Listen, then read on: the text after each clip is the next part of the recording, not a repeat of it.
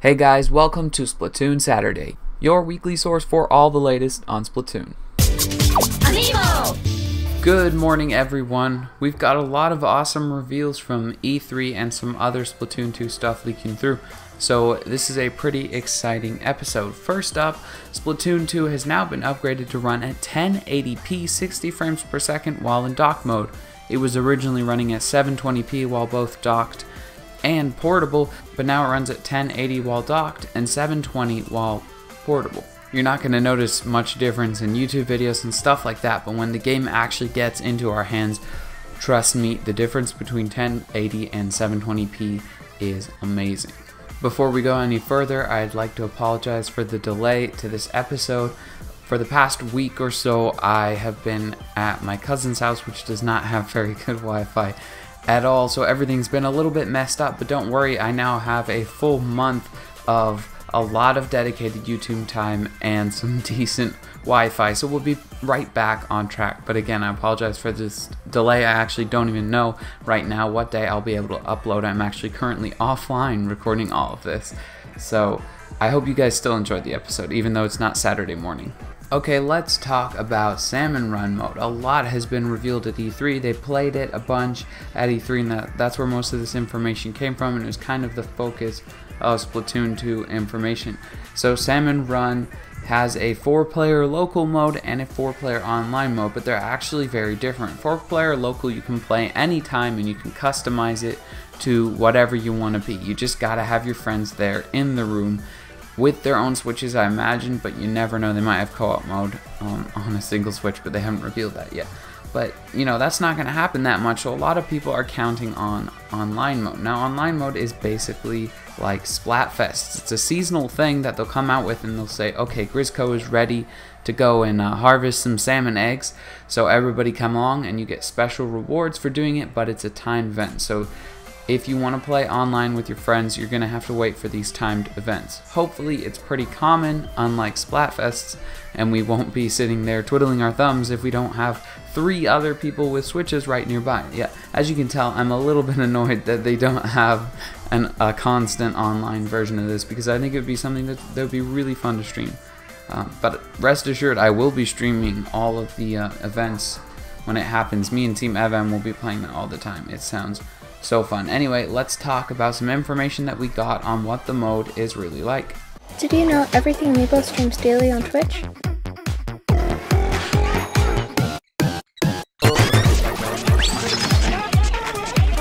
So, like I said, the online mode is seasonal, and so it'll probably be setting the parameters for you, and you have to complete the task that it gives you to get the special rewards. But in local mode, at least, you're allowed to customize your experience. You can choose a percentage difficulty from 5 to 100%, and that will vary how many enemies there are, what type of enemies, and you know how they move into the zone and everything. So you can really customize your experience, kind of similar to the Smash single player modes.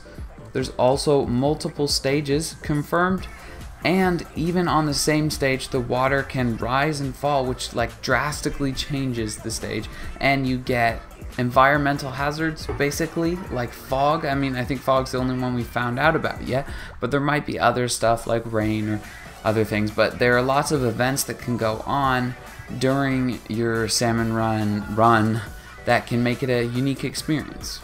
Alright, the user of this week is OllieQ22. Ollie came on one of my live streams, like in real life. I know this guy very well in real life, but he and some other people joined me on one of my live streams. In fact, a couple of my live streams, like 4 of them or something, and we had a great time and everything. But he's on here because he also came onto my Discord and has just been interacting a lot and helping people to have a good time on the Discord. So just a shout out, thank you so much for that. And if you guys want to follow him on Twitter, his handle is OllieQ22. Make sure you guys follow everything AMIIBO on Twitter, or click on the link in the description below to join my Discord, so you can be featured as the user of the week. There was a brand new stage revealed at E3 called Blot Academy. We've got a couple screenshots of it, but if you really want to know the lay of the land, make sure you check out the footage from the Inkling Invitational, where they play a bunch of super competitive Splatoon 2 on it, and it really gives you a lot of information on what playing in this stage is going to be like. Speaking of the World Inkling Invitational, the USA managed to beat Japan and come out as the champions. These teams were chosen from across the world as the best of the best in Splatoon. So it was pretty much a surprise to everyone that Japan somehow managed to lose. So I'm really proud of our USA team and the whole USA scene, of course. But that's not to diminish the efforts of all the rest of the teams. They all played really amazingly, and it's something else seeing what the Splatoon competitive scene has become. From literally nothing just a couple years ago to this ridiculously dedicated and really fun and friendly scene in so little time. It's really amazing. Anyway, if you want to watch those matches, you can on Nintendo's YouTube channel, and I highly recommend them. They are riveting. Once again, this brings us nicely to the next point. The highlight of the week is the grand final of the World Inkling Invitational. You have to see this, okay? If you are a Splatoon fan, and if you're hyped for Splatoon 2, and if you're into the competitive at all, you have got to watch this match. It's just amazing. Okay, that's the last thing about the Invitational. Check out our Teespring store. You can buy Splatoon and everything Amiibo themed merch to support the channel and style. In online matches, Splatoon finally recognizes assists. They'll be counted in your total kills, which are now kills/assists, when you look at the scoreboard at the end of a game, and you can actually see them on your HUD when you assist kill someone, which I think is awesome and a great step forward. It's just a thing that every modern game has, and it kind of sucks when you did all the work and there's absolutely zero recognition of it. The new end screen looks a little different as well, because instead of showing deaths, it shows the amount of specials you used, and it shows what special weapon you had equipped. This is an interesting change, and I'm not entirely sure why they did it, but I'm sure we'll figure it out as we play it. They also said that you can see deaths, but they're not telling you how. I'm assuming it's a simple button click to switch the assist/kill number to the deaths number, something like that. I'm still waiting for a team deathmatch mode. Anyone with me? I really want just a classic kill the enemy mode, but that might never happen in Splatoon. During the Treehouse Live at E3, they also talked about and showed some gameplay from the Splatoon 2 single player mode. The new hub world looks fantastic, and so do all of the menus, but let's talk about some of the details revealed. Each stage has an initial weapon that you need to use to clear it. Gone are using AMIIBO to have your different weapons to clear different stages. They all have an initial weapon, and once you clear the stage with that weapon, you're free to choose what weapon you want to do for it. And there are a ton more added, which really looks like it's going to shake up the single player mode. Now, speaking of weapons, I talked earlier about the hero shop being customizable, and unfortunately that's not quite true. You can level it up though, from level 1 to 2 to 3.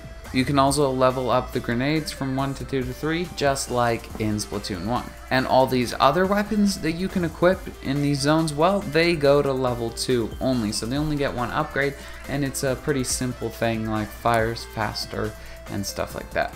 When they were showing off footage from Splatoon 2 in the Treehouse event, they went through the menus and showed off a ton of unreleased gear. Thanks to Reddit user Suburban Bird, we have screenshots of these, and you can pause and check them out if you feel like it. There's clearly a ton of new stuff being added in this game.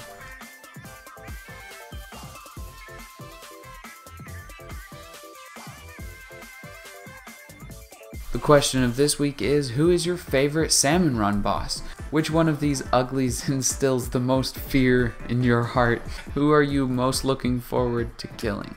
Alright, that's all we got for you this week, folks. Thank you so much for tuning in. If you enjoyed this video, or if you found it informative, make sure you leave a like, and of course subscribe to Everything Amiibo for more Splatoon Saturday and for more Nintendo toys and games. I'll see you guys next Saturday.